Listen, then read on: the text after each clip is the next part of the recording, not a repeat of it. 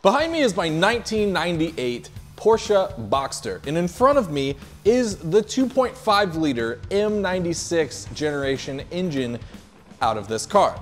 Now, of course, right now we're doing an engine out service, and if you missed those videos up until this point, please go back and watch those. We're doing quite a bit to this thing to get it kind of rejuvenated. But one of the things that we're rejuvenating along the way is the very, very well-known intermediate shaft bearing.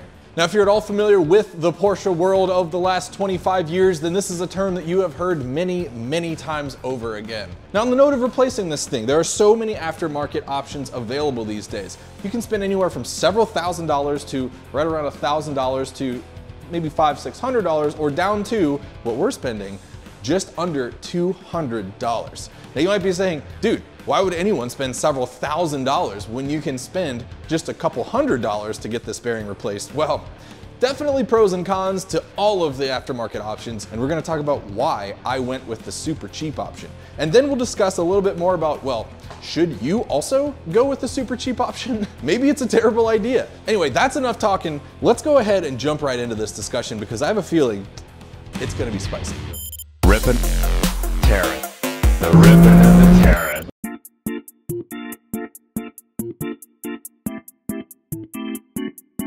An intermediate shaft carries the timing chains and transmits motion to the cams of each bank. Now, in the event that this bearing goes out, which is what holds one of the two sides of the intermediate shaft, then the shaft gets off axis, the chain skips teeth, and then next thing you know, you have pistons meeting valves. A very bad combination, which in turn basically grenades your engine. Now, as you can see, the engine is out of the car right now because we are doing basically a quarter-century refresh on this thing to replace all of the things like timing chain guides, any seals, basically all the rubber and plastic bits that can fail as they age. Now, of course, we'd be ridiculously dumb not to replace this in the meantime, which actually was the original bearing out of this engine. This is a 107,000 mile engine. This bearing is the original. But as we found in the last episode where we were disassembling this engine, this bearing is not in the best of shape. We took the oil seal off this thing and found a lot of glitter inside of it, and the motion of it is pretty crunchy.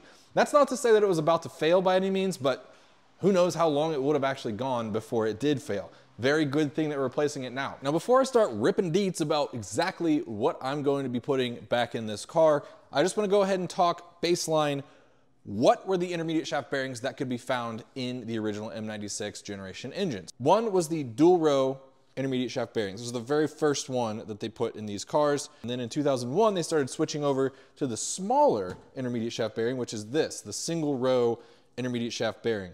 This was the one out of my 2001 Porsche Carrera 4. It has about 94,000 miles on it, I believe, and it is in fine shape. But the longevity of these is not so much having to do with the bearing itself, it has to do with how the car was driven. And we know that whenever these cars were subjected to multiple short drive cycles, or if you drove it in a cold environment, basically in scenarios where the engine oil wasn't allowed to get up to temperature for a long enough time, then you would get a lot of fuel dilution. Now again, this is not a Porsche engine thing, this is an every engine thing. No matter what, when your engine is running cold, you're always running a little bit richer for idle stability and just combustion stability in general. And because your cylinder walls aren't fully up to temperature yet, your atomization of fuel isn't quite as good as it is when the engine's completely warm. So you get a little bit of fuel washing down the cylinder walls, and it makes its way into the crankcase, into your oil. Now that fuel, of course, makes your oil thinner, and it can break down any other kind of lubricants that it comes in contact with. Now the theory behind the failure mode for the intermediate shaft bearing is that diluted oil with lots of fuel in it, gets past the oil seal on this bearing, works its way inside the bearing, and then breaks down the grease. Now when we looked inside of this bearing, when we took the grease seal off of it, we found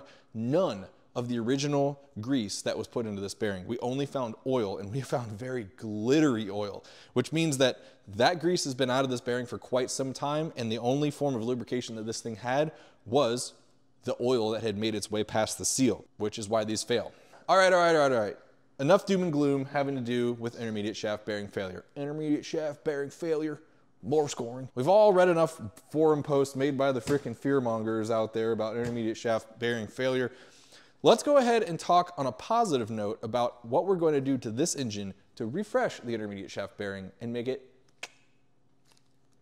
tip-top cherry. Alrighty, back in the workshop area here, I have laid out my new intermediate shaft bearing for this engine. So this kit right here is the much debated, much talked about Pelican Parts intermediate shaft bearing kit. All right, so a little bit of background on the Pelican Parts kit. Now, for those of you who don't know, Pelican Parts is a company that sells car parts for German cars, mostly. And about 7 or 8 years ago, in the wake of several aftermarket companies who make intermediate shaft bearings, who are all selling them at a very expensive price, $1,000 plus, Pelican Parts got the idea to say, hey, what if we sell a bearing kit that is basically an exact OEM replacement bearing? Not one of these very expensive upgraded ceramic ball bearings that everyone supposedly needs. They said, what if you basically have access to just the original OEM bearing that you can just put back in your car? And honestly, this is a very genius thing and very kind of ahead of their time,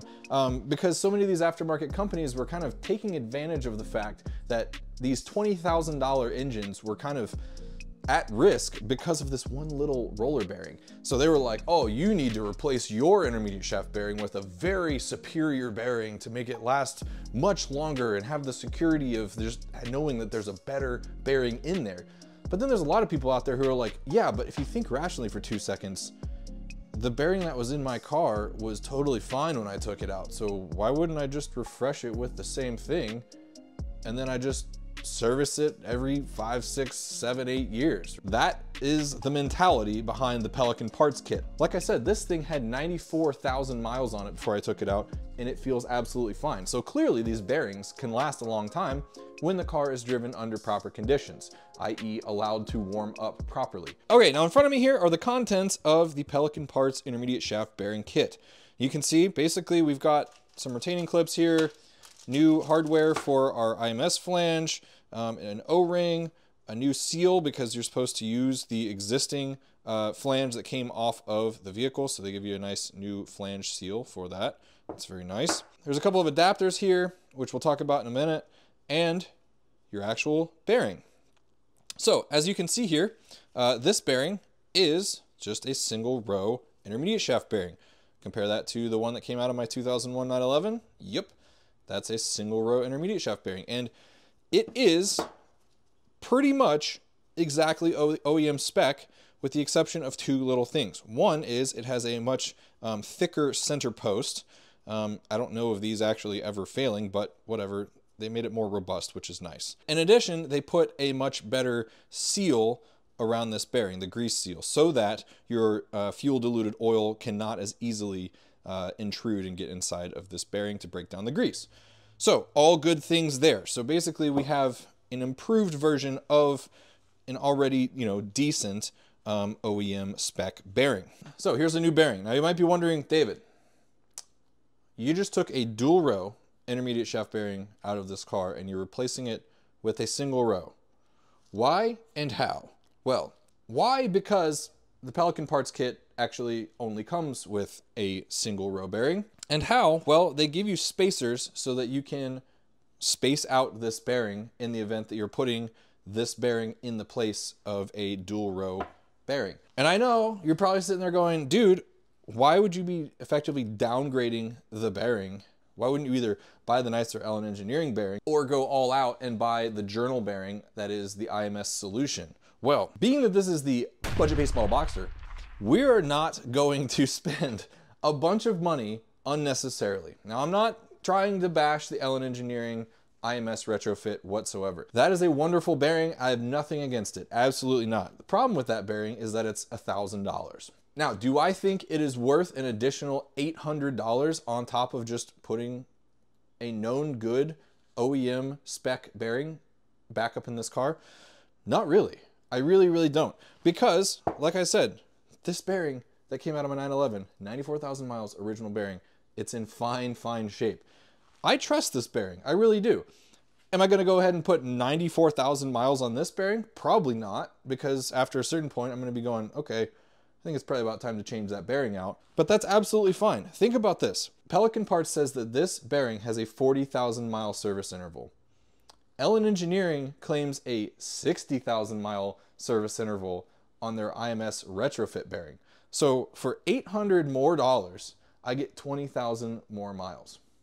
Or after 40,000 miles, I spend 200 more bucks and get a new one of these. So in the name of the budget-based model Boxster, we're not spending $1,000 on the intermediate shaft bearing. We're just going to go ahead and put, quite honestly, a very good bearing back up in its place. We know that this one worked just fine for many, many years, and therefore this one will do the same. If you have any questions up until this point, or just comments saying that I'm an absolute idiot for doing this, feel free to drop all of the above down in the comments below. I'd love to just banter back and forth with you. But most importantly, if you have questions, let me know. I'll get back to you. So enough blabbering, let's go ahead and start installing this bearing. All right, install time. I just took my bearing out of the freezer. As you can see, it's super chilly. And I've got my little installer here. This is part of the Ellen Engineering kit. Just this little thing that you can mount the bearing to be able to push it in to the shaft here. I'm gonna go ahead and try and install it.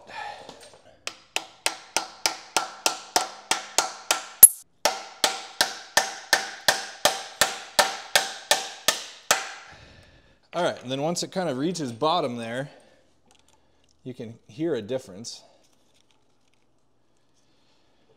All right, and you can see we've got our brand new intermediate shaft installed. So this right here is one of those adapters. Basically, this is going to be pushed up against the outer race of the bearing to account for the additional width of the dual row bearing.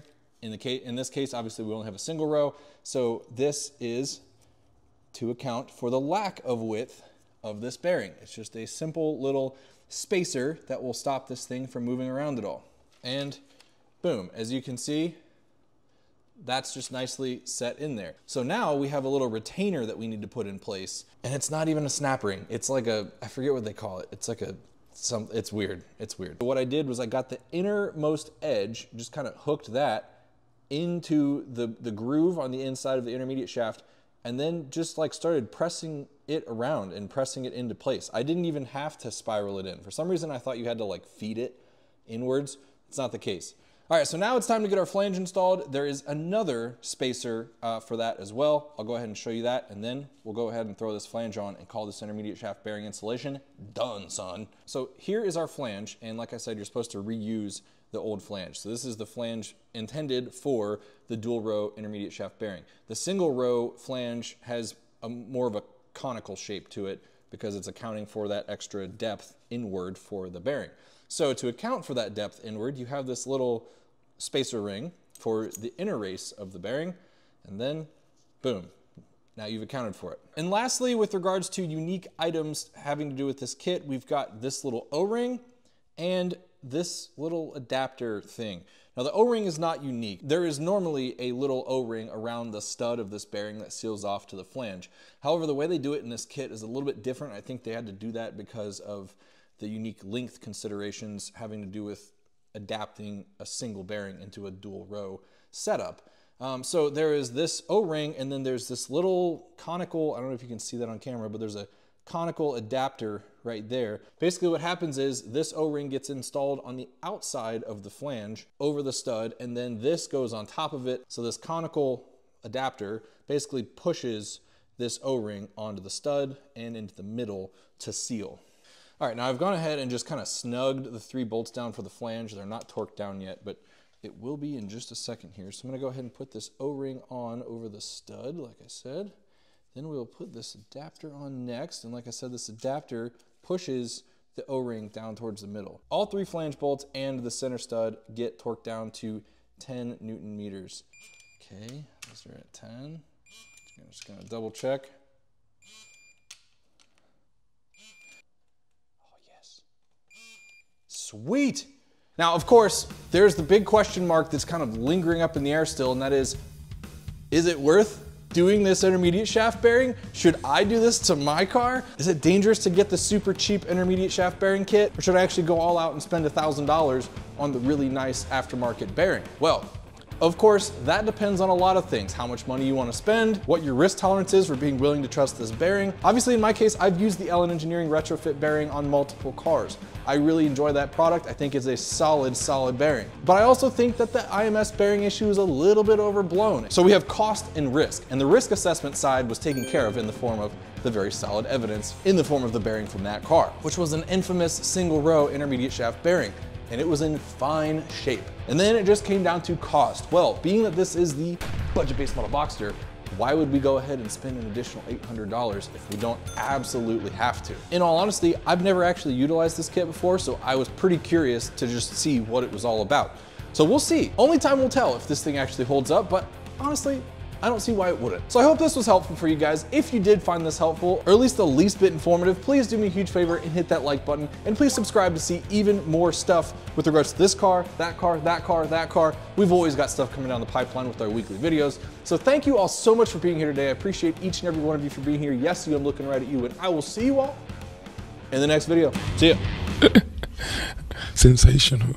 Ripping, tearing, the ripping